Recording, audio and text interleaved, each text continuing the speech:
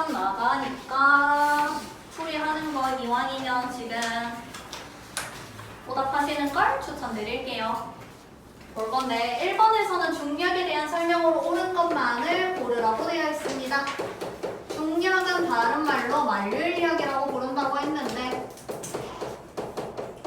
만류인력 같은 경우에는 원래 대부분의 물리는요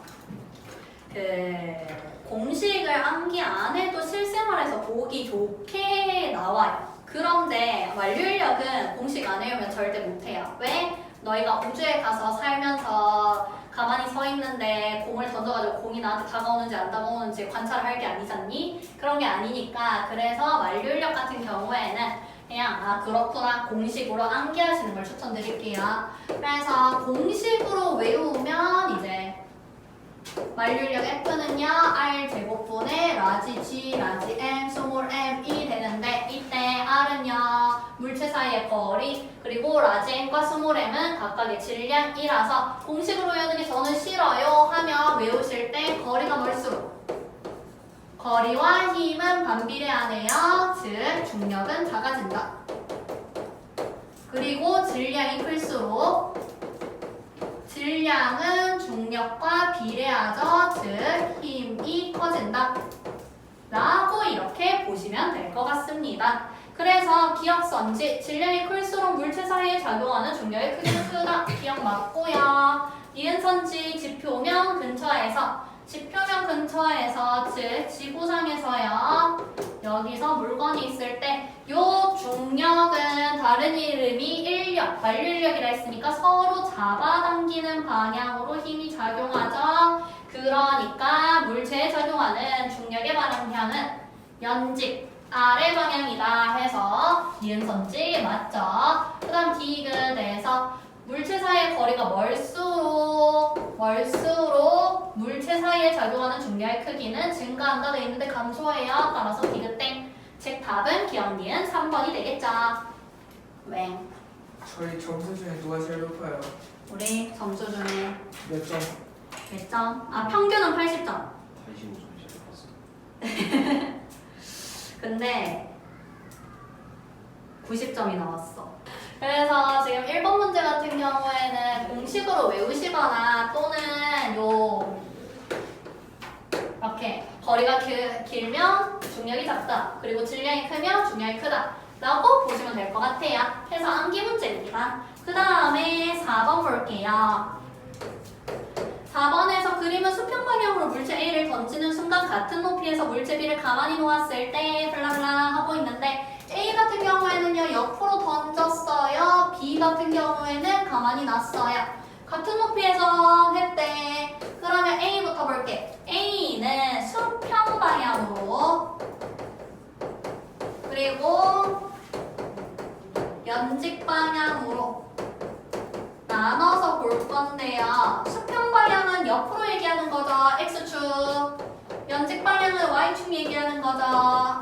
이거 포물선 운동할 때 이거 왜 X축, Y축 나눠서 얘기하냐 하는데 여러분들 X축, Y축으로 나눠서 2차원을 쪼개서 보는 게 쉽지. 그래프 Y는 X제곱 그래프 적어서 하라고 하면 여러분들한테 아직 어려울 거 아닙니까? 그래서 이거 나눠서 보라는 거예요. 그러면 두 개 나눠서 보면 어쨌든 간에 A랑 B의 공통점은요.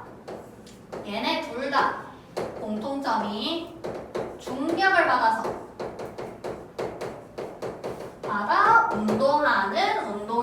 운동한단 말이야. 즉 힘이 중력인데요. 중력 방향 아래쪽이라 했어. 즉 힘이 아래쪽이네. 그러니까 중력만 있기 때문에 X축 방면으로는요 힘이 없네요. 힘이 0입니다. 근데 Y축 방향 볼게요. Y축 방면으로는 중력이라는 게 있네요. 즉 힘은 중력으로 0이 아니죠. 이렇게 된단 말이야. 그러니까 X축으로 봤을 때는 힘이 없으니까 힘이 없으면 그러면 물체는 운동 상태를 유지한다. 그거 뭐라고 했냐? 금속 운동 하거나 또는 정지한다 했어요. 근데 X축으로 A는 현재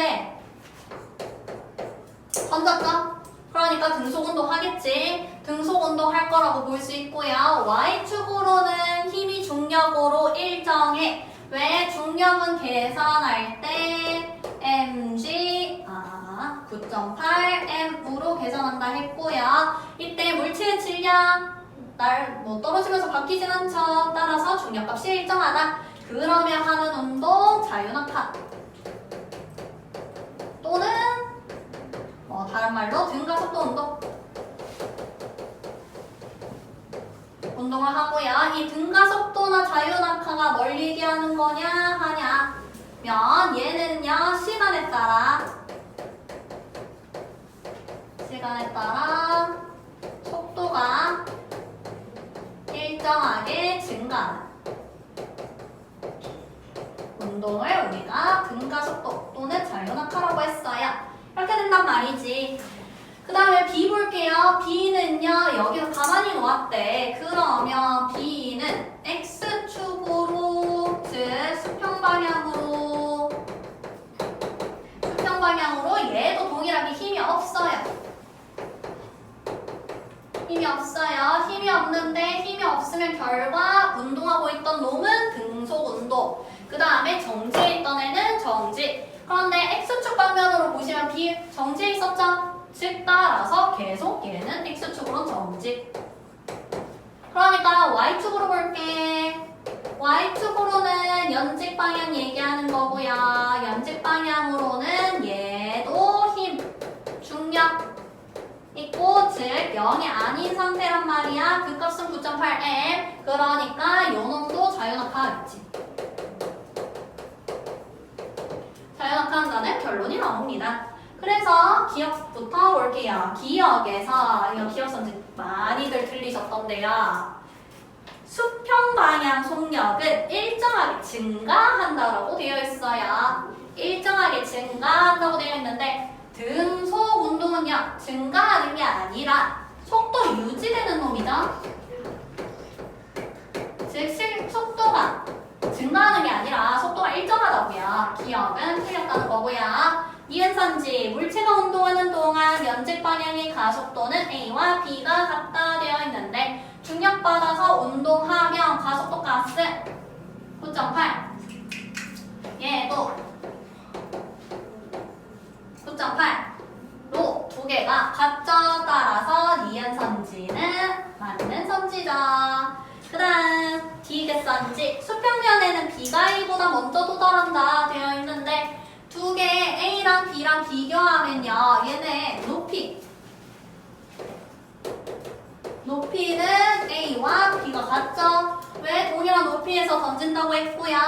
그 다음에 그 Y축 방면 속도 볼게요.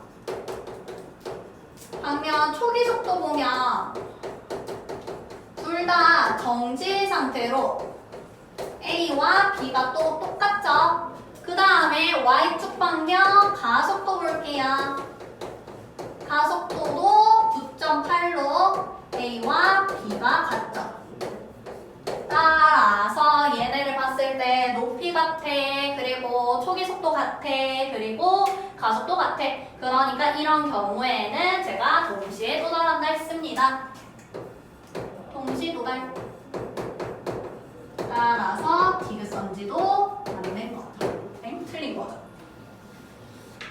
해가지고 답은 니은만 맞다 2번이 되겠네요. 여기서 왜 굳이 연직 방향만 즉 Y축 방향만 보나요? 한다면요 얘가 묶고 있는 게 수평면에 도달하는 거예요.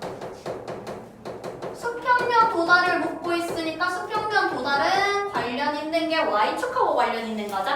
하단면으로 내려가는 거 묶는 거니까 해서 볼 수 있습니다. 그 다음에 5번도 누가 틀렸던 것 같은데 그래서 5번에서는 오른쪽 그림과 같이 지표면 근처에 같은 높이에서 블라블라 되어 있는데 이게 기억선지가 좀 많이 틀렸더라고요. 니은 디귿은 괜찮았는데 기억선지 보니까요 A는 낙하하는 동안 지구 중심을 향하는 방향으로 자유낙하 운동을 한다 되어 있는데 자 지구가 동그래. 우리가 서 있어. 여기서 우리가 보는 지구 동글동글 안 보이죠? 즉, 요 놈이 A라고 던졌다고 쳐도요, 우리가 던진 거는요, 실제로. 그냥 이렇게 던진 거예요. 던졌는데, 너무 세게 던지면 얘가 가는데 지구는 둥그니까 마치 이렇게 보인다고요. 바닥면에 도달하니까 이렇게 보이겠죠? 맞죠? 똑같은 그림이에요. 똑같은 그림인데 그러면 얘가 낙하하는 동안 지구 중심을 향하는 방향으로 자유낙하 운동을 한다는 건 뭘 얘기하는 거냐면 결국 얘가 어떤 힘 받아서 떨어지냐고 묻는 거예요. 그러니까 요 놈이 받는 힘 여기서 공 던지면 중력 받는다고 했죠? 중력 받는다고 했죠? 그래서 여기서 던졌어? 중력 받는 거죠? 두 개 같은 그림인데 다만 지구의 모양을 좀 바꿔놨어요. 그러니까 기억선지에서는 지구 중심을 향하는 방향으로 자유낙하 운동을 한다라는 거는 지구를 둥글게 봤을 때 이렇다는 얘기고 연직 아래 방향으로 자유낙하 운동을 한다라는 말이랑 같다는 거죠. 따라서 기억선지는 맞는 말입니다. 그 다음 니은선지는 쉬웠고요. 디귿선지는 제가 외워라고 했었던 내용이죠. 원운동 같은 경우에는 여기 뱅글뱅글 돌 때 실 매달아서 본다고 했어요. 그럼 실이 만들어내는 힘 있고요. 그 다음에 이 순간에 커팅해서 날리면 공 이렇게 날아간다 했어요. 그래서 두 개의 각도는 원운동에서 수직이다. 요거는 외워라 했던 내용. 그래서 혹시라도 용어적으로 본다면 요거 방면 접선 방면 그리고 힘 방면 중심 방면 해서 디귿선지 맞죠? 답이 기억 디귿 5번이죠. 그래서 1번에 3, 2번에 4, 3번에 3, 4번에 2, 5번에 5번이었고요. 넘겨서 여기서 6번 맞나?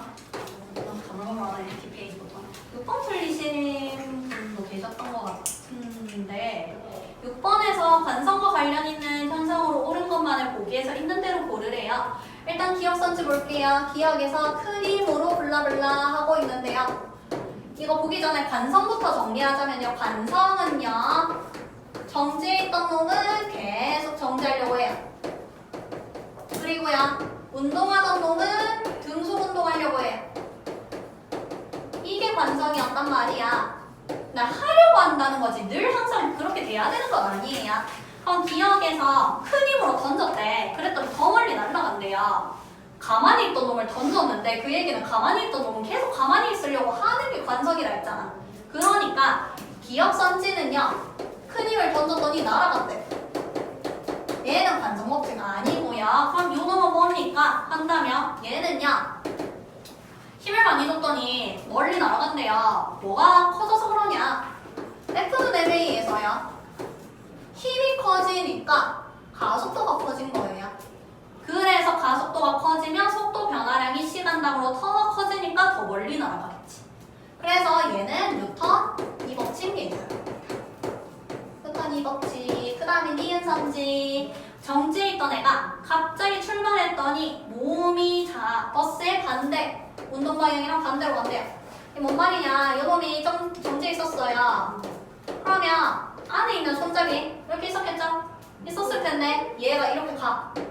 그러면 얘는요. 버스는 요래 갔는데 그런데 계속 여기 있고 싶어 한다. 그러면 방법이야. 얘도 요만큼 갔는데 여기 계속 있고 싶어 하면 이렇게 쏠릴 수밖에 없잖아. 그래서 이 쏠린 거를 방향을 보시면 지금 왼쪽으로 쏠렸죠? 이거를 우리가 관성이라고 부르겠다. 지금 얘는요. 버스 손잡이가 운동 안 하고 정지를 유지하려고 해서 생기는 것입니다. 지금 니은선지 맞고요. 디귿선지. 움직이는 자전거의 페달을 밟지 않아도 얼마 동안 계속 달린다. 또 자전거 타보시면 아시죠? 자전거 탔을 때 계속 밟으면 죽을 맛이죠. 그래서 밟다가 말죠. 그렇게 해도 갈 수 있는 이유가 밟으면 페달이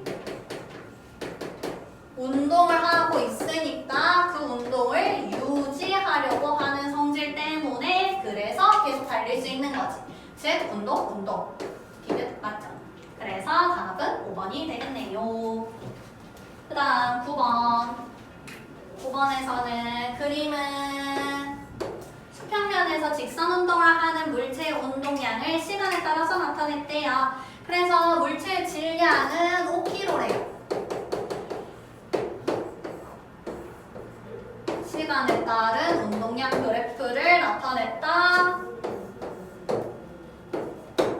이렇게 나와 있네요. 그래서 기억선지에서부터 묻는 거 볼게요. 기억 0초부터 2초까지 물체에 적용한 힘의 크기를 묻고 있는데 힘은요 시간과 p 그래프에서 뭐냐면 충격량 공식으로 접근하시면 좋아요.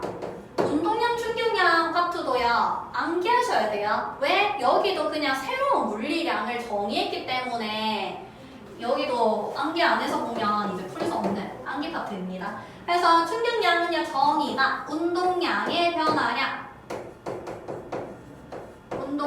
변화량이라고 했고 얘는요 힘 곱하기 델타 t 힘 곱하기 충격력 곱하기 걸린 시간 충돌에서 걸린 시간이라고 했단 말이야. 그러면 힘을 끄집어낼 거예요. P랑 T로요. 그러면 요거 보면 되잖아. 즉 얘는요 델타 T분의 델타 P가 F라고 볼 수 있네. 그 얘기는 TP 그래프에서 기울기가 힘 이분화를 알 수 있네요. 그러니까 기억선지 0초부터 2초까지 여기서 작용한 힘의 크기 묻고 있으니까 기울기 보시면 되겠네요. 기울기는 2분의 2로 1N이죠. 따라서 기억은 돼. 그 다음에 니은선지. 니은에서 3초일 때 물체의 속도 묻는데요. 3초일 때 물체의 속도 묻는데요. 니은은 운동량의 정의를 봐야 됩니다. 운동량 P는요 정의가 질량 M 곱하기 속도 V다. 그러면 문제에서 묻고 있는 거 요 속도 묻고 있다고. 그러면 알 수 있는 거 속도는요 질량 분의 P로 보면 되겠네. 3초일 때 P값 2라고 줬고요. 그리고 질량 5라고 줬단 말이야. 따라서 0.4가 되겠네요. 그러니까 니은선지 맞죠? 그 다음 디귿 4초부터 5초까지 물체가 받은 충격량의 크기는 2Nσ입니다. 되어 있는데 충격량의 크기는 델타 P랑 같다고. 그러면 4초부터 5초까지 즉 P의 변화량을 보라는 거네. P의 변화량 보라는 거니까 그러면 요 정의에 의해서 디귿선지 4초부터 5초까지 P 변화량의 값 보니까 이만큼 감소했네요. 크기만 보고 있으니까 부호 필요 없죠. 따라서 디귿선지 맞는 선지죠. 2에서부터 0이 됐으니까요. 해서 볼 수가 있습니다. 따라서 답은 니은 디귿 5번이 되겠네요. 그 다음 10번. 10번에서 그림 가는요 마찰이 없는 수평면에서 A, B가 같은 방향으로 각각 3m/s, 1m/s의 속력으로 운동하고 있대요. 그래서 나는요 B의 속력을 시간에 따라서 나타냈다고 합니다. 그러면 기억부터 볼게요. 기억에서 A와 B가 충돌하기 전 운동량의 크기 묻고 있는데 운동량은요 이렇게 적어놨죠. 질량 곱하기 속도라고. 그러면 A부터 볼게요. A는 질량이 2kg 그리고 속도가 3m/s 6이죠. 그 다음에 B 볼게요. PB는요 충돌 전에 1kg 곱하기 1m/s 따라서 1이죠. 그러니까 A는 B보다 크다. 맞는 말. 그 다음 니은선지 충돌 과정에서 B가 A로부터 받은 충격량의 크기는 4km m/s이다 되어 있는데 충격량은요 델타 P로 나타낼 수 있다고. 그러니까 I는 델타 P인데 델타 P는요 P가 MV잖아요. 그럼 델타 MV로 나타낼 수가 있겠네. 그런데 질량 안 바뀐다고. 그럼 질량 고정 따라서 M 델타 V라고 쓸 수 있겠네. 이렇게 되는데 B 볼게요. B 보니까 충돌 전, 후 속도를 써보자. 충돌 전에는 속도가 1m/s였죠. 지금 나 그래프 보니까. 그리고요 후에는요 속도가 4m/s래. 즉 따라서 속도의 변화량이 3m/s고요. 그 다음에 B를 보고 있어요. B 질량은 문제에서 1. 그러니까 답은 4가 아니라 3이죠. 따라서 닌데. 그 다음 디귿 충돌 후에 속력은요 B가 A의 2배입니다 되어 있는데 디귿은 제가 운동량 보존 법칙 설명했었어요. 운동량 보존 법칙. 운동량 보존 법칙은 충돌 전후 운동량의 총합은 동일하다 이라는 법칙이었는데, 즉 P값을 다 더했을 때 값이 고정 똑같아야 된다 라는 걸 말하는 거죠. 지금 그러면 먼저 여기서 얘가 충돌 전이죠. 전의 상황인데 전에서 보니까요 6 더하기 1 하니까 토탈 값이 7이라는 걸 알 수 있네. 토탈 값이 7이니까 후에도 7이어야 되겠네요. 후에도 7이라는 걸 알 수 있고요. 그러면 후에 값 볼게요. A와 B의 충돌 후 운동량을 볼 건데 P 다시는요 지금 현재 몰라. 근데 PB 다시는 구할 수가 있지? 왜? 문제에서 속도 줬으니까. 그러면 각각 넣어보자. 1kg 곱하기 4m/s에서 여기서 4m/s면 얘는 값이 4네요. 그러니까 합이 7이 나오려면 A의 운동량은 3이어야 하네. 그런데 이 친구가요 질량이 2kg라고 문제에서 줬어. 그러면 얘의 속도 A의 나중 속도 값은 우리가 2분의 3이라고 구할 수가 있네요. 그러니까 문제에서 적혀있는 충돌 후 B의 속도는 4고요. A의 속도는 2분의 3이니까 따라서 2배가 아니죠. 즉 답은 기억만 맞는 1번이 됩니다. 그 다음 11번은요.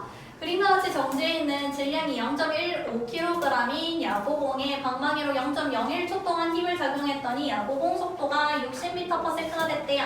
그래서 힘을 물어보고 있어요. 공식으로 접근하면요. 그러면 I는 델타 T는 M 델타 V는 F 델타 T다. 해서 푸는 방법 솔루션 1이 되는데, 얘 같은 경우에는요 문제에서 원래 정지에 있었대요. 그러니까 델타 V가요 정지에서 60이 됐으니까 60m/s네요. 그 다음에 문제에서 준 거 질량은 0.15초 kg이고요. 그 다음에 충돌 시간 T는요 0.01kg. 네? 미쳤네.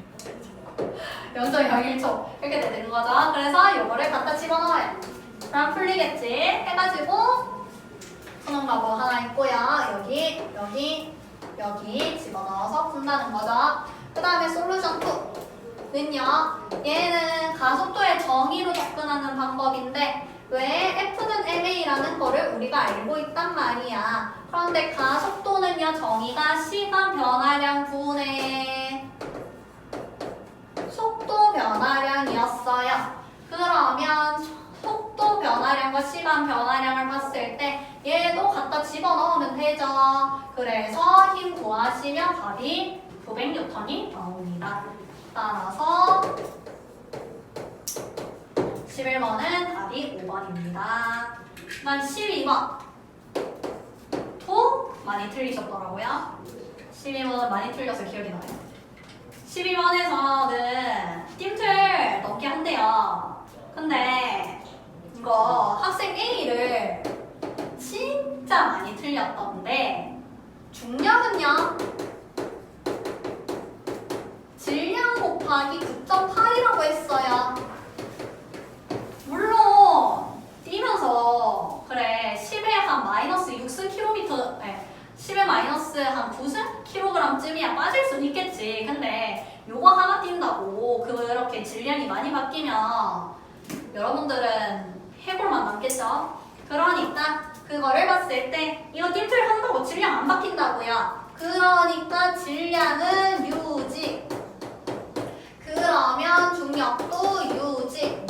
그러니까 띠틀 뛰는 동안 중력의 크기는 일정하다. 맞는 말이라는 거죠. 질량이 똑같으니까 중력의 크기도 같다는 거 얘기하는 거예요. 그래서 A가 말한 거 맞고요. 그 다음에 B. 그래서 B는요. 착지할 때 무릎을 많이 구부릴수록 선수의 운동량, 변화량은 증가해 되어 있는데 얘 지금 보시면 운동량의 변화량은요.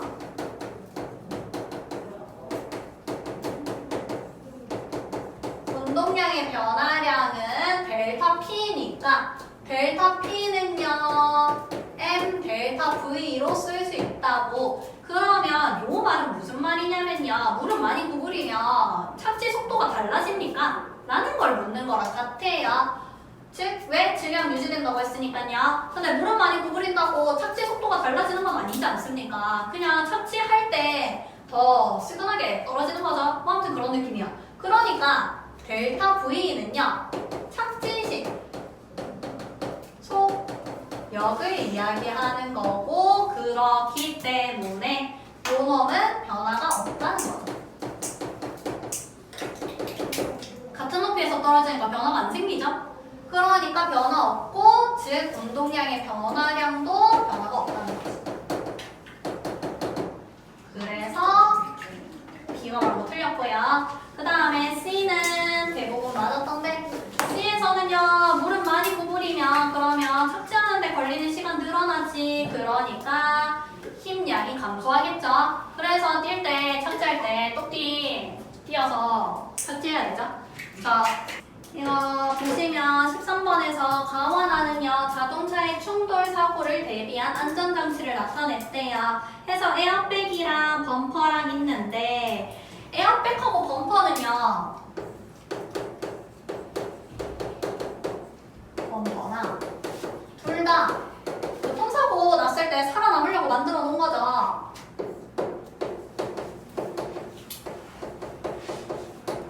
교통사고 사실 예방보다는 피해 줄이기? 교통사고 예방은 그럼 생각해봤을 때 여러분들 범퍼 긴 차를 사세요. 범퍼 짧은 차 사면 골로 가십니다. 아무래도 그래서 예전에 저 얘기하다가 네모난 차 사면 그래서 안 된다는 거예요. 네모난 차 사면 이제 골로 가십니다. 웬만하면 나중에 살 때 범퍼 긴 차로 사세요. 아무튼 그래서 예방은 그 네모난 차를 사지 않는다는 거고 요놈들은 사고 났을 때 피해 줄이는 거죠. 맞죠? 피해 줄이는 건데 그 차이가 뭐냐면요 자동차가 달리던 속도가 있어요. 근데 사고가 나요. 그럼 어쨌든 간에 정지가 최종이죠. 그러면 그 얘네가 터지기 전에 V값을 바꿀 수 있는 게 아니잖아요. 그리고 사고가 나서 얘가 계속 달려갈 수 있는 것도 아니잖아. 결국 정지잖아. 그 얘기는 무슨 말이냐면 델타 V는요 변화가 없어요. 그리고요 뭐 정말 불의의 사고로 사고가 나서 사람이 밖으로 날아가 버려요. 그러면 즉사죠. 뭐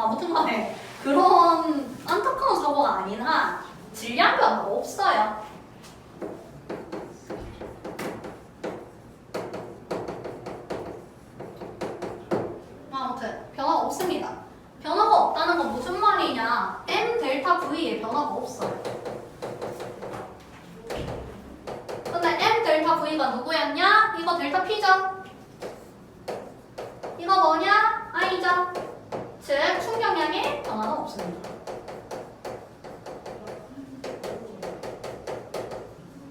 충격량에 변화가 없으면 이 놈들 왜 쓰냐? 한다면요.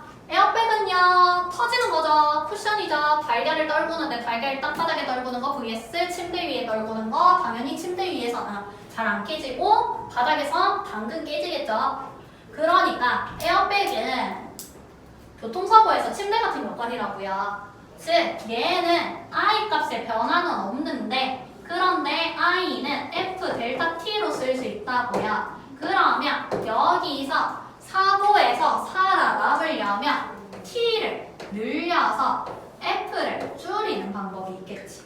그러면 시간은 늘어나는 대신에 그 대신에 내가 받는 충격량, 그러니까 힘은 줄어든다고. 힘이 줄면 그러면 머리 깨지거나 뭐 이런 게 좀 준다는 거죠. 해서 살아남으려고 만든 건데 그러니까 에어백은요 사용 방법이 쿠션을 끼워 넣어서 충돌 시간을 길려요.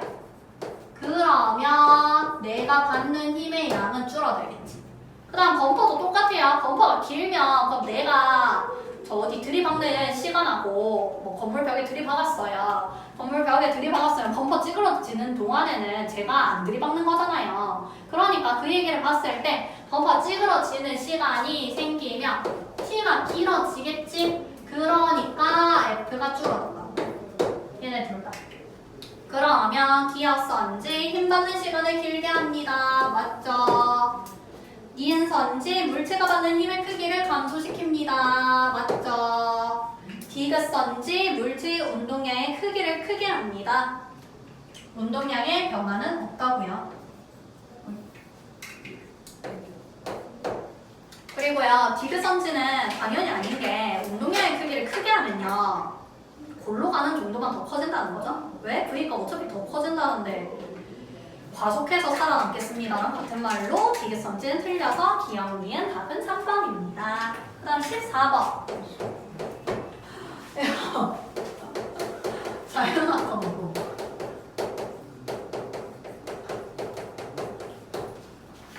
자연학과 운동한다는데 성경을 나타내래요. 자연학과 운동은 같은 말로 등가속도 운동이라고.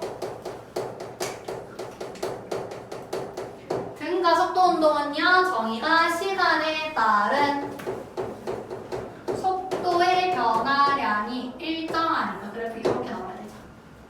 그래서 답은 2번이고요.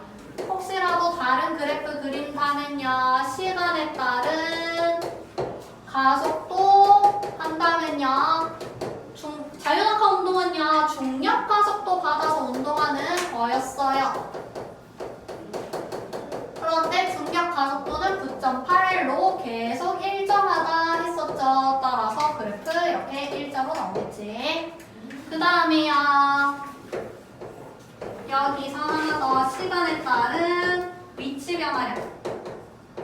즉 그 높이 떨어질 때 얼마나 호로록 떨어지니 얘기하는 건데 얘 같은 경우에는요 제가 그래프에서요 면적은 x축과 y축이고 그러니까 이 그래프의 면적은 x축과 y축이고 얘가 변이인데 모르겠다 하면 이동 거리다 생각하면 된댔고 그럼 면적 보시면요 처음에 뭐 한 요 정도였는데 나중에 보니까 요렇게 더 호로로록 떨어진 더 늘어난단 말이야. 그 얘기는 그래프가 위치 그래프를 봤을 때 시간에 따라서 늘어나는 양이 천천히 증가하는 그런 그래프가 나옵니다. 해서 여기 보시면 14번의 1번 그래프는 y축을 가속도로 바꿔야 되고요. 2번 그래프는 이제 맞는 속도 그래프고요. 4번 그래프는 위치 그래프라고 보셔야겠네요. 그러면 3번하고 5번 같은 경우에는 뭐냐? 3번은요. 1번은 가속도 그래프 2번은 속도 그래프 3번은 얘 같은 경우에는 그 공을 위로 던져요. 그럼 위로 던지면 중력 아래쪽으로 받으니까 계속 감속할 거 아닙니까? 감속할 테니까 3번 같은 경우에는 위로 던져. 물체의 속도 그래프. 그 다음에 4번 같은 경우에는 위치 그래프.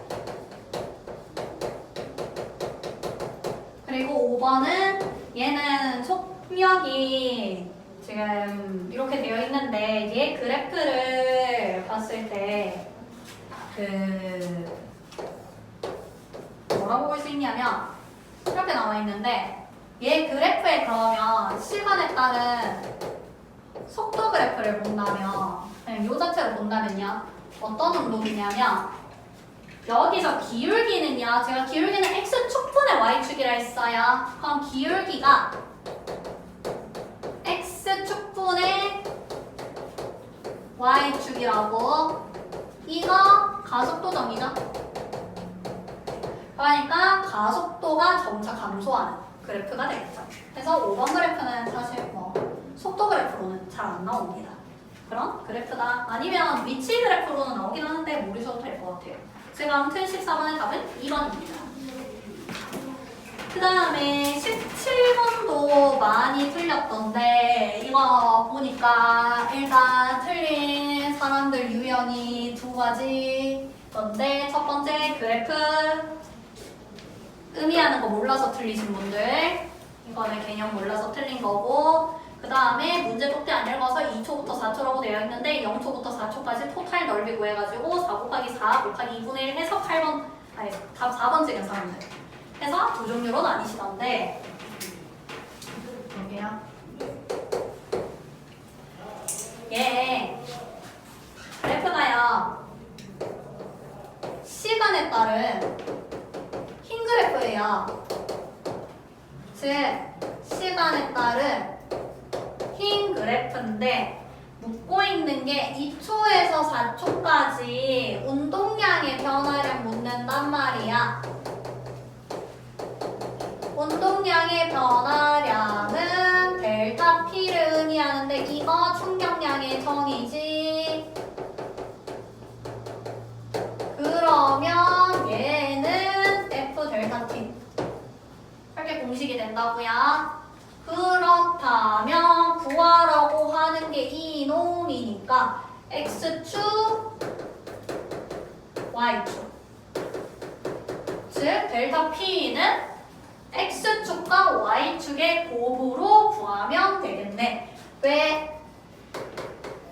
구하면 되겠네. 그런데 면적이 의미하는 게 X축과 Y축의 곱이라고 했어요. 즉 시간과 힘의 곱이죠. 그러면 문제에서 묻고 있는 거 2초부터 4초까지지. 그러면 2초부터 4초까지 면적 구하면 되겠네. 면적이 의미하는 게 시간 곱하기 힘, X축 곱하기 Y축. 요게 지금 운동량의 변화량이니까요. 그래서 요 면적을 구하시면 답이 되니까 2, 4 따라서 면적은 2 더하기 4 곱하기 2 곱하기 2분의 1로 보기죠. 따라서 답은 3번이 되겠네요. 그래서 18번 볼게요. 18번에서는 그림 하나와 같이 질량이 같은 두 달걀을요 같은 높이에서 가만히 놓았대요. 그랬더니 일단 같은 높이에서 가만히 놓았어요. 그러면 요놈들 바닥에 이렇게 떨어질 텐데 그러면 같은 높이에서 하면 달걀 가나 달걀 나나 바닥에서 도달했을 때 당시의 속력 두 개 같겠지? 같은 높이에서 떨구면 속력 같다고 했어요. 그런데 하나는요 바닥이래요. 그런데 하나는 푹신푹신한 방석을 깔았대. 그러면 뭐가 달라질까 생각한다면요 얘가 일종의 에어백 쿠션인 거죠. 그러니까 충돌 시간이 달라지겠네. 충돌 시간이 다와 나 중에서 나가 더 큰 거겠네요. 그런데 V 값은 도달했을 때 같고 처음에는 둘 다 정지해 있었지. 왜 가만히 놓았다고 했으니까요. 그러면 델타 V도 두 쪽이 같네요. 그러니까 M 델타 V도 두 개가 같겠지. 그 얘기는 I 값이 다와 나에서 같다는 게 되고요. 그러니까 기억선지 보겠습니다. 바닥에 충돌하기 직전 달걀의 운동량의 크기는 바닥에 충돌하기 직전 운동량의 크기는 달걀 질량 곱하기 속도가 될 텐데 달걀 질량 문제에서 같다고 했으니까 기억선지 맞고요. 니은에서 바닥에 충돌하는 동안 달걀이 받는 충격량의 크기는 가와 나에서 같다. 니은선지 맞죠? 왜? 델타 V값 같으니까요. 디귿 달걀이 받는 평균 힘의 크기는 I 값이 같은데 충돌 시간이 나가 더 커. 따라서 충격력의 크기는요. 가와 나를 비교했을 때 가가 더 크겠지. 따라서 디귿선지도 맞기 때문에 기억 니은 디귿 5번이 되겠네요. 그 다음에 19번도 많이 틀렸더라고요. 깜짝 놀래. 19번 오답률이 너무 높아서. 19번에서는요, 손을 뒤로 빼면서 물풍선을 받는데요. 이거 그냥 얼굴에 냅다 던지면 폭력이죠. 학교 폭력 신고도 갈 거고, 손에 던지면 이게 왜 학폭 신고를 안 당할 수 있냐. 손에 던지면 손은요 의지가 있잖아요. 근데 얼굴은 뭐 좀 힘들죠. 뭐 옆으로 위로 날려버리기 이런 게 쉽지 않잖아요. 그러니까 손으로 던지면 학폭 신고 안 당하는 이유가 손은 움직일 수 있으니까 얘를 뒤로 빼서 살살 받는다든지 아니면 받는 방향을 뭐 어떻게 바꿀 수 있을 거 아니야. 그럼 뒤로 빼면서 받으면 특징이 어떻게 되냐. 그러면 던져서 뒤로 빼면서 받으면 얘가 터칭이 된 순간부터 뒤로 가. 그러면 시간이 길어지겠죠?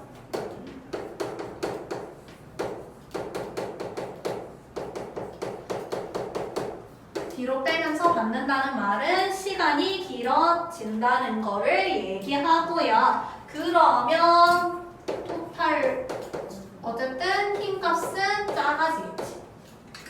왜? 내가 뒤로 빼면서 받는다고 쳐서 학생 A가 던진 물풍선에 뭐 속력이 달라지는 건 아니니까요. 그리고 내가 받으면 결국 정지하는 거지. 즉 델타 V 값은 같지. 그러니까 I 값 같지. 그러면 델타 P 값도 같지. 가 된단 말이야. 그럼 기억선지 결국 이런 놈들은 푹신한 놈들이 필요하다는 거지. 기억 푹신한 벨트 위에 낙하합니다. 맞죠? 니은 긴 총으로 먼 표적을 맞춘대요. 긴 총이 됐어요. 스나이퍼도 총 쓸 때 긴 총 쓰는 게 더 멀리 날아가고 파괴력이 센 거 아시려나? 아무튼 그렇죠? 그런 편인데 그 얘기는 왜 그렇게 되냐? 긴 총으로 하면 총 안에 있는 총알이요. 힘을 받는 시간이 길어지겠네요. 그러면 힘을 받는 시간이 길어지니까 얘가 얘기하는 건 뭐냐면 속력이 힘 받는 시간이 길어져요. 힘 받는 시간이 길어지면 총알의 속도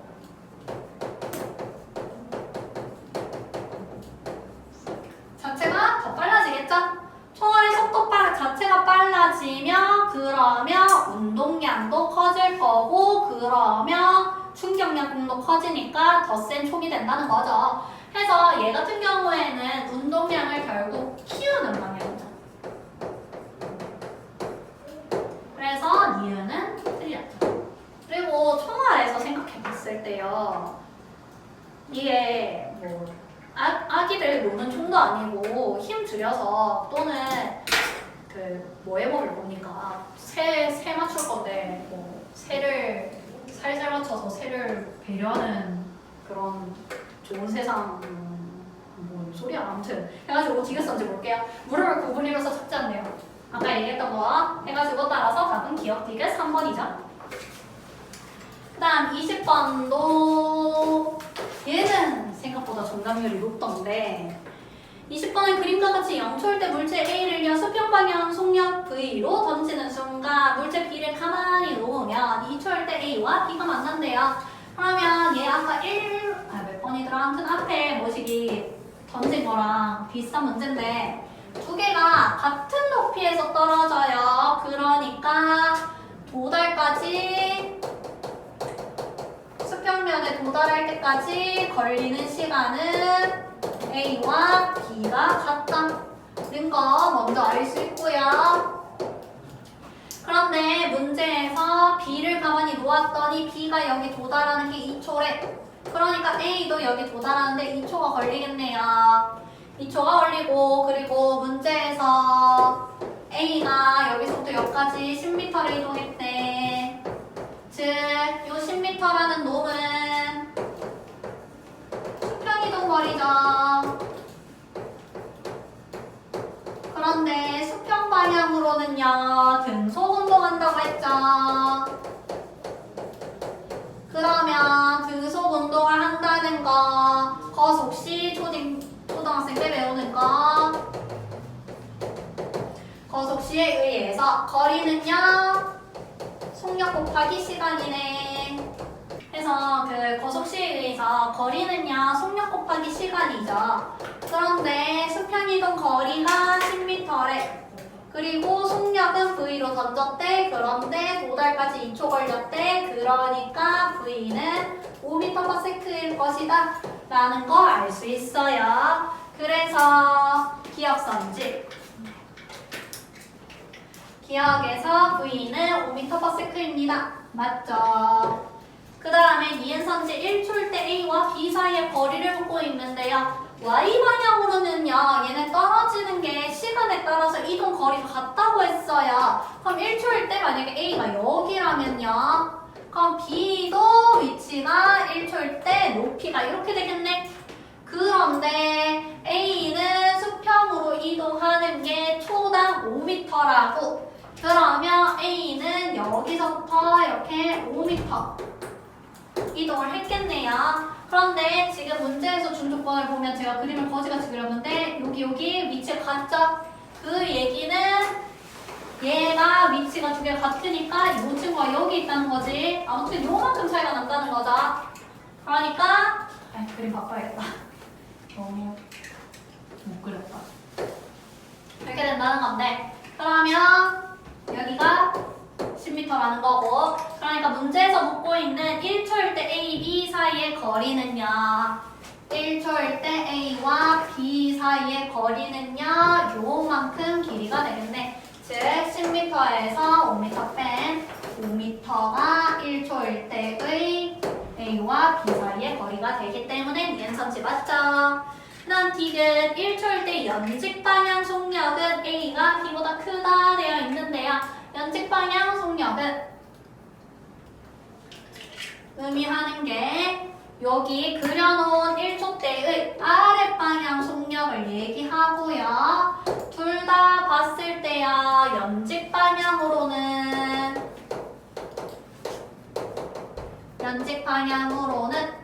처음 속도 정지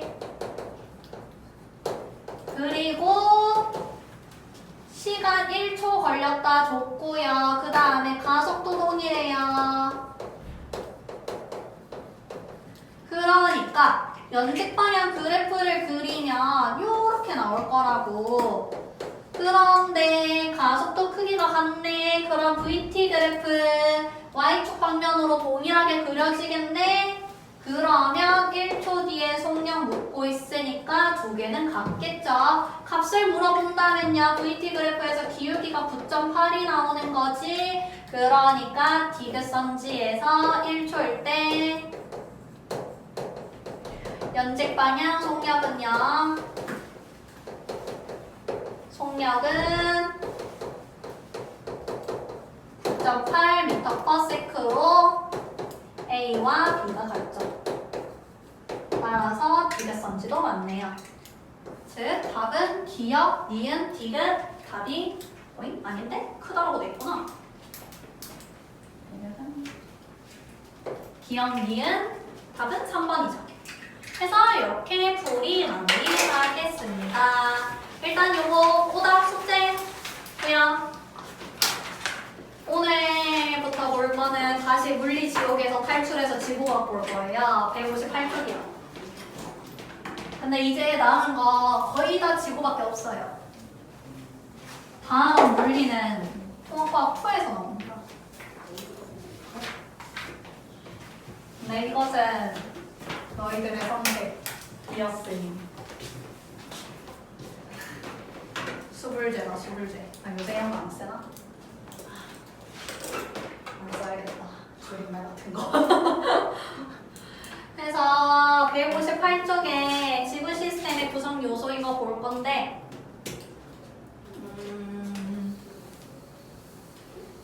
내용이 쉬워가지고 진도가 통합 물리 파트 나갔던 것보다 좀 호다다닥 나갈 것 같아요.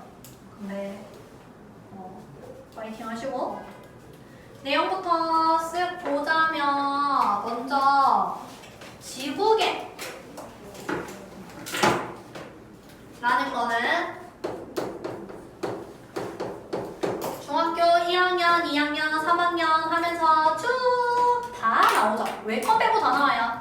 외권 빼고 다 나오니까 내용 복습한다고 생각하고 쓱 다 써볼게요. 일단 속권 있고요. 직권 있고요. 그리고 뭐지? 물, 땅, 바다, 기권, 공기 있고요. 그 다음에 생물권과 우주, 외권이 있죠. 그런데 이 지구는요, 또 추가로 태양계 행성에 속하죠. 태양 주변을 뱅글뱅글 돌고 있기 때문에 얘는요, 태양계에 속하는 것 중에서 하나입니다.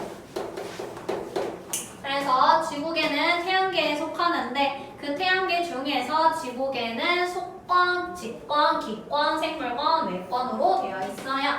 그러면 먼저 속권부터 본다면요. 중학교 때 나왔던 내용은 속권은 3단계 구조로 되어 있다. 뭐 이런 거 나왔었고 이번에 다시 나올 거예요. 근데 그거 보기 전에 속권의 대부분은요. 해수로 이루어져 있죠.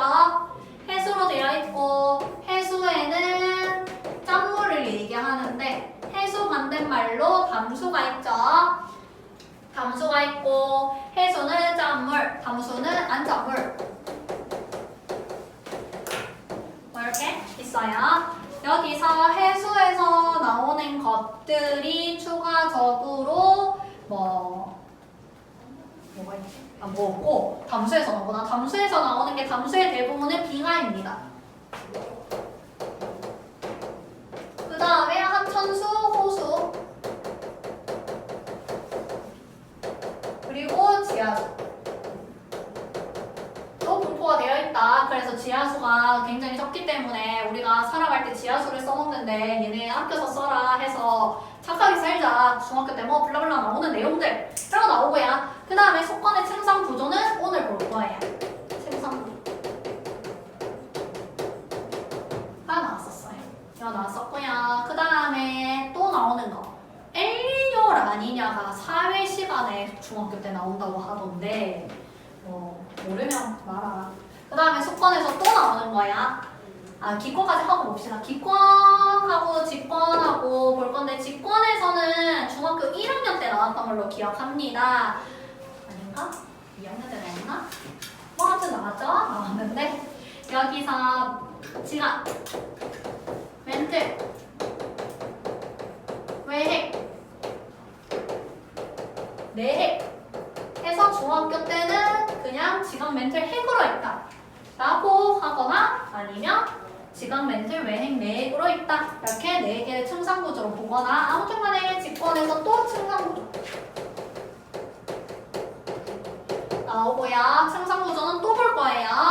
그리고 여기서 나왔던 거 중딩 광물 나와서 광물 6가지 외워라. 조원 광물 뭐 블라블라블라 나오고요. 그 다음에 지각의 종류는 2가지가 있습니다. 해양 지각과 대륙 지각이 있습니다. 그래서 해양 지각은 혐오암질 암석이다. 대륙 지각은 화강암질 암석이다.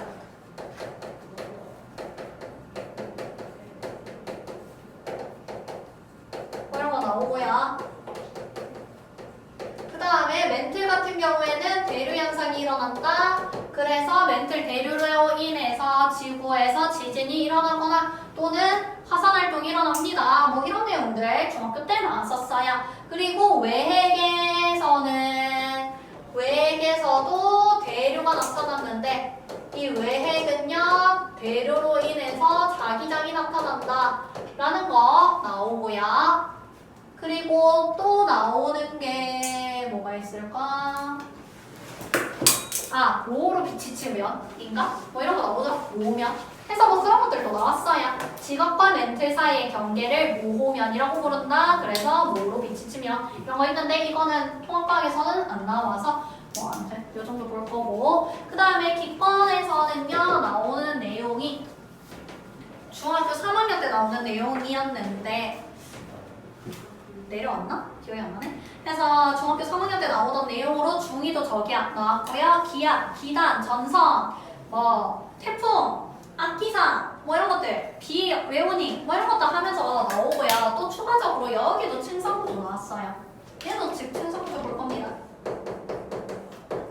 층상구조를 볼 건데 층상구조 전에 뭐 나오는 거는 기단, 기압, 전선.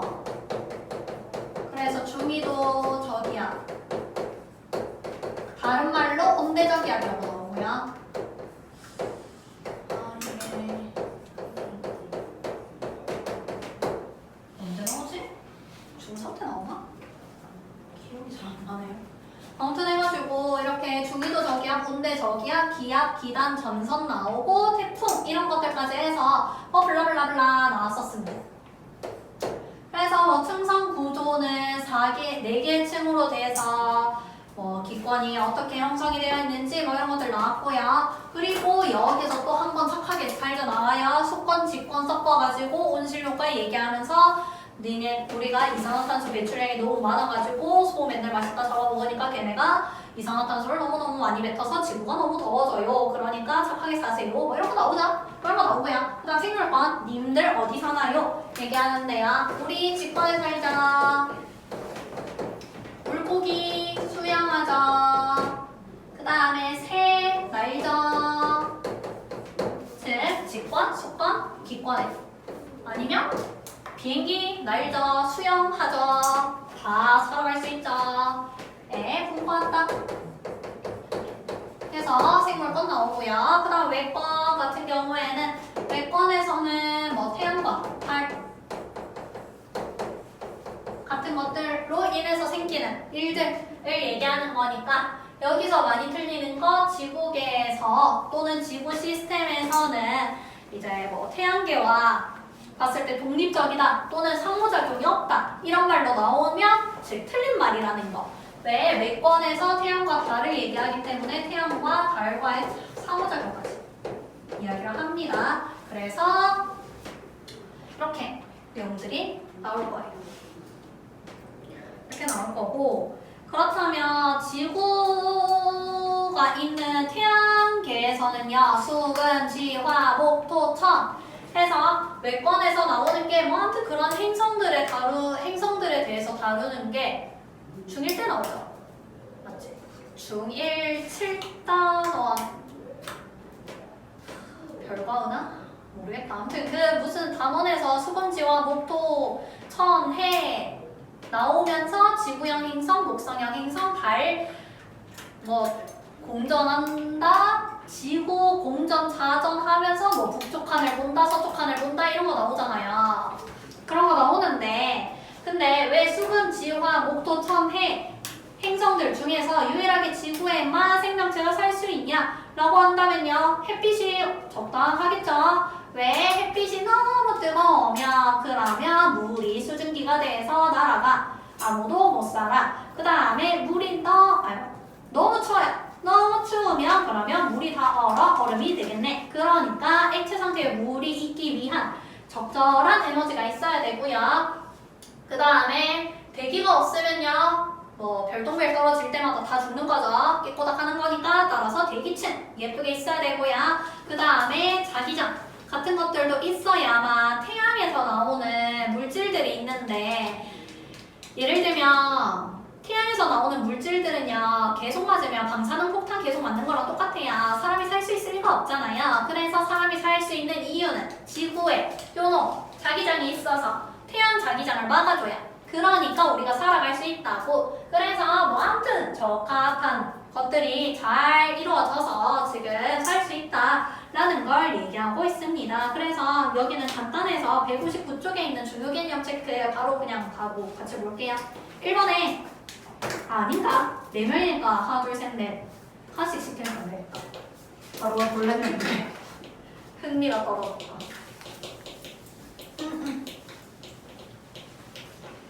1번부터 2-3번까지 1번의 순서 생물권이요. 지구 시스템은 기권, 직권, 속권, 식물권, 매권으로 이루어져 있다. 그 다음에 2-1번의 지요 지구 시스템은 태양계와 붙는 독립적인 시스템이다. 딩동댕. 그 다음에 2-2번의 시원이 지구는 상호작용하는 여러 개의 구성 요소로 진화한 시스템입니다. 네, 그 다음에 3번의 시원이 지구는 액체 상태의 존재할 수 있는 생명 가능 지대에 위치한다. 네, 맞는 말이죠. 해서 답은 생물권 X55가 되고요. 뒷페이지에 기권하고 직권 볼게요. 기권은 대기를 얘기하는 거죠. 그래서 얘 일단 기권을 정의하는 곳까지부터 볼 건데 일단 기권을 정의하는 거는요. 얘는 표면으로부터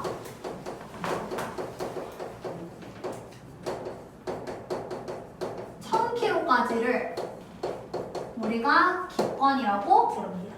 즉 표면으로부터 위로 1000km까지를 기권이라 부르는데 그런데 요 친구들 본다면요 기권도 일종의 무게가 있어요. 즉 질량이 있어요. 질량이 있으니까 그러니까 기압이 생기는 거겠죠. 압력이 생기는데 그 얘기는 기체가요 계속 여러분들 몸을 누르고 있다는 거죠. 누르고 있어. 그러니까 우주 밖에 나가면 터져 죽는다고요. 예전에 얘기한 적 있나? 아무튼 우주 밖에 나가면 기권 공기가 누르는 힘이 사라짐으로써 우리가 터져 죽는다라는 거고 그렇다면 공기들이 질량이 있으니까 그러면 만류인력 중력을 받겠네. 근데 중력은요 거리가 가까울수록 크게 크다며.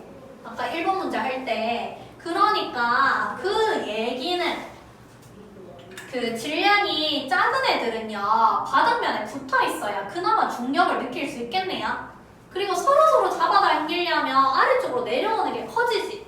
그래서 기체의 대부분은요 밑에 깔려 있어요.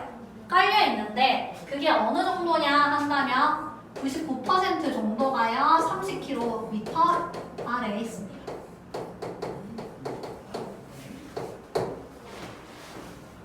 (30km) 이내에 있고요. 그러니까 뭐 비행기 타고 날아가다가 사실 뭐 창문을 열어요. 근데 비행기는 30km보다 살짝 비슷하게 날거든요. 그래서 죽진 않습니다. 근데 열면 죽을 수도 있긴 하겠죠? 뭐 아무래도 왜냐면 날아가는 속도가 있으니까 외부에서 그 공기가 엄청 빠르게 지나가고 있을 거 아니에요.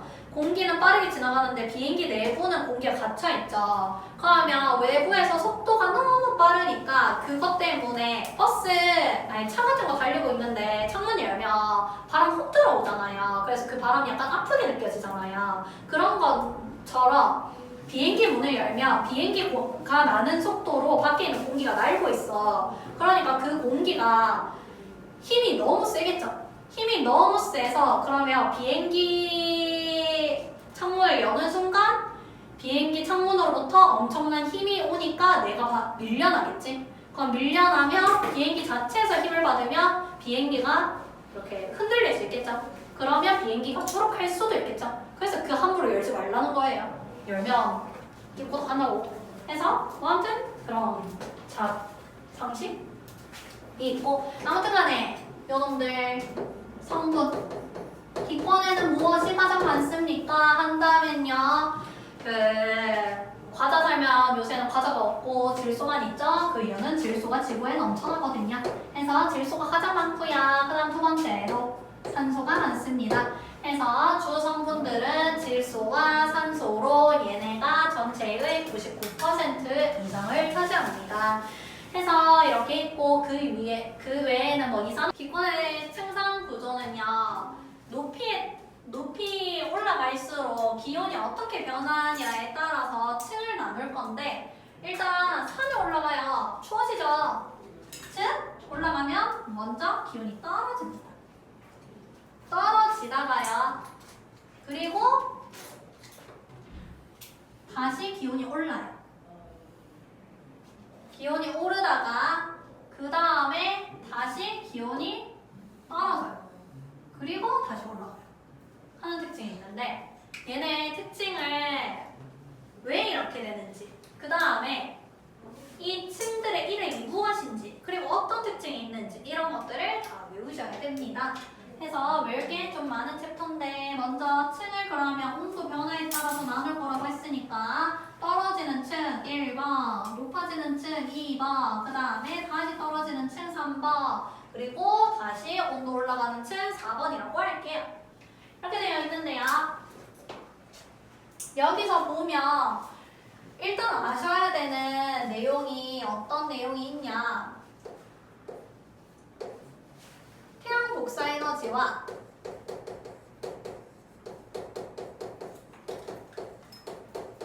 지구 복사 에너지라는 것을 아셔야 됩니다. 태양 복사 에너지와 지구 복사 에너지가 뭐냐 한다면요. 복사라는 거는 중학교 1학년 때 열 블라블라 하면서 나오죠. 그래서 전도대류 복사가 나올 거야. 거기서 나오는 이 복사가 같은 복사예요. 즉 얘는요. 열의 전달 방식 중 하나입니다. 열 전달 방법 중 하나인데 이 친구는요. 특별한 매질 없이 즉 진공에서도 열이 전달이 될 수 있는 특징이 있는데 그래서 우주에 나가면 진공 상태죠. 공기 없죠. 그 상태에서 열이 전달될 수 있다고. 즉 태양 복사 에너지는 뭐라고 생각하시면 되냐면요. 해래 태양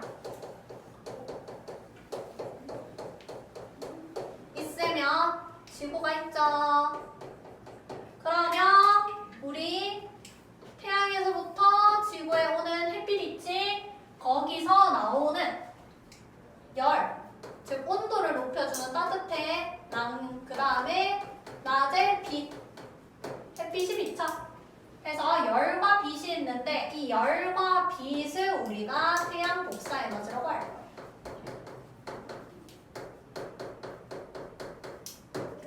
그 다음에 두 번째로 지구는 그러면 열을 받고 있어요. 근데 열을 받기만 한다고 생각해봐. 그럼 지구 타 죽겠죠. 그러니까 지구는 동시에 어떻게 하고 있냐? 열을 받은가 동시에 열을 사실 태양으로 뱉어내는 건 아니고 뱉어내고 있습니다. 즉 받는 양만큼 뱉어내고 있어요.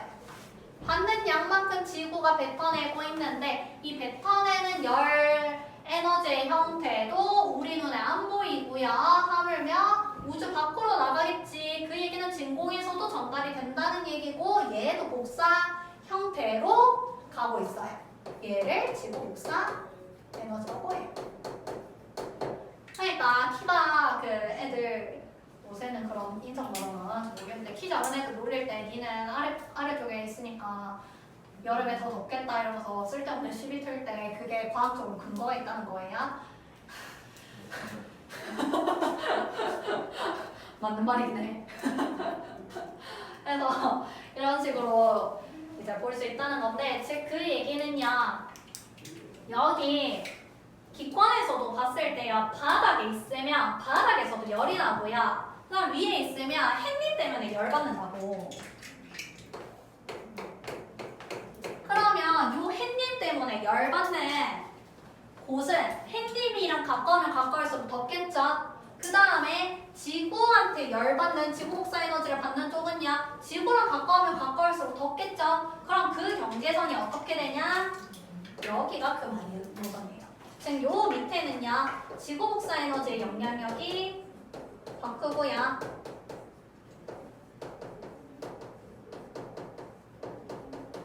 그리고 요 위쪽은요. 태양 복사 에너지의 영향이 더 커요.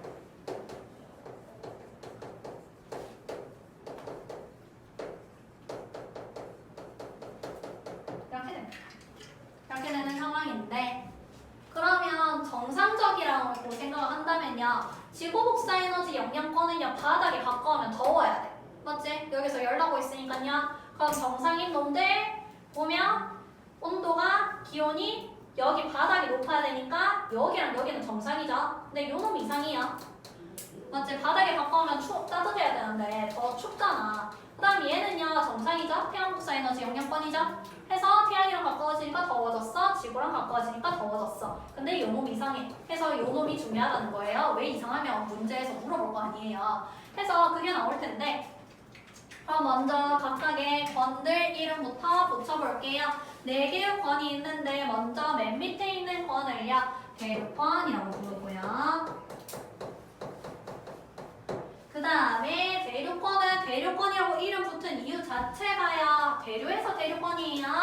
그 다음 그 위에 성층권, 그 위에 중간권, 그리고 열권이 있습니다. 1000km까지 이렇게 이름이 되고요. 그러면 대륙권, 성층권, 중간권, 열권 각각의 특징들을 외워라고 할 텐데 먼저 대륙권은요. 올라가면 올라갈수록 지구 복사 에너지가 적어서 우리 기온이 낮아지는 걸 볼 수 있고요. 그 다음에 이름이 대륙권이 붙은 이유 자체가 대류가 일어난다 했어요. 즉 요놈은요. 대류가 일어납니다. 대류가 일어나고요. 그 다음에 물방울 생각해 볼게요. 즉 수증기요. 수증기도 질량이 있죠. 물방울. 그런데 물방울은 끓여서 올라가면 수증기 돼서 눈에 보이지. 근데 공기 우리 눈에 안 보이지. 그 얘기는 물방울이 더 무거워요. 그 말은 무슨 말이냐? 물방울은 기체보다 더 바닥에 몰려있다고요. 그 몰려있는 거 뭐니? 바다잖아. 해서 이 바닥에는요 물이 많아요. 수분이 많습니다. 수분이 많으면 어떻게 되냐? 물이 대류하겠네요. 물방울이 뱅글뱅글 돌아. 그래서 물방울이 상승해서 하늘 위로 올라갔어요. 그거 우리가 구름이라 부르죠. 그리고 물방울이 다시 바닥으로 내려와요. 그거 비, 눈이라고 부르지. 그래서 이러한 특징 때문에 대류와 수증기의 있는 것에 의해서 그래서 여기는 특징이 기상현상이 나타납니다.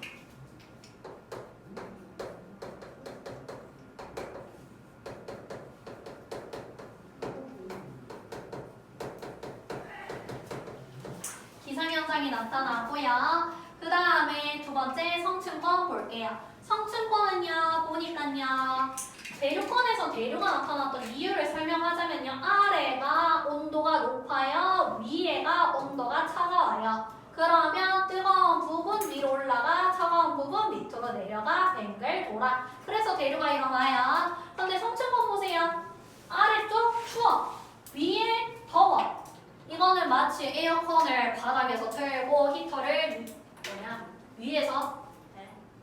히터를 위에서 틀면 손해죠. 그 온열기 같은 거 위에 설치하면 손해예요. 해가지고 그거랑 같은 말인데 그러니까 성층권 같은 경우에는요 얘는 대류가 안 나타나요. 그러면 동시에 생각해 볼 수 있는 건 중간권은 대류 나타나겠죠? 열권은 대류 안 나타나겠죠? 맞지? 이렇게 예상할 수 있고 그리고 성층권은요 제가 특이한 놈이라고 했어요. 이 놈 이제 대류 안 나타나는 게 되게 특이하다 했는데 그 이유가요. 성층권, 대류래. 온도 분포가 좀 이상하다 했는데 성층권은 왜 그러냐면 중간에 20에서 30km 높이의 오존층이 존재합니다. 오존층이 존재하는데 오존층의 역할은요. 햇빛, 즉 태양에서 오는 태양 에너지를 막아주는데 막아주는 방법은요. 오존층이 열을 흡수해요. 그러면 저 오존층이 겁나 뜨겁단 말이야. 그럼 여기서 하는 말 쌤 그러면 여기가 제일 온도 높아야 되는 거 아니에요? 왜 그러냐 하는데 오존층이라고 정의하는 거는요. O3를 얘기하는데 이 O3는요. 실제로는 성층권 전체 넓게 깔려 있어요. 그런데 그 넓게 깔려있는 것들 중에서 뭘 얘기하는 거냐면 분포가 높은 부분을 오존층이라고 얘기를 해요. 그 얘기는 여기서부터 O3 오존층이 있으니까 오존이 있기 때문에 계속 열을 흡수하겠지. 열을 흡수하다가 여기서 너무 많이 흡수한다는 거고 그 밑에서도 흡수를 해요. 그러니까 제일 처음에 맞은 놈이 제일 많이 처맞을 거 아니야. 그럼 이런 말씀은 안 되는데 커팅해야겠다. 제일 처음에 햇빛 맞은 애가 열 흡수 제일 많이 할 거 아니에요. 그래서 온도가 가장 높다는 거고 그래서 서서히 떨어집니다. 그래서 얘는 가장 중요한 특징이 뭐냐 한다면 오존층이 있습니다. 오존층이 있고요. 오존층에 인해서 이러한 기온 분포가 나타난다. 그리고 추가적인 특징이 있다면요. 대류가 안 나타나요. 대류가 안 나타난다는 건 공기가 굉장히 안정적이네. 그래서 비행기가 날아다닐 때 불안정적인 층을 날아다니면 사고가 나겠죠. 그래서 여기서 비행기가 날아다닌다.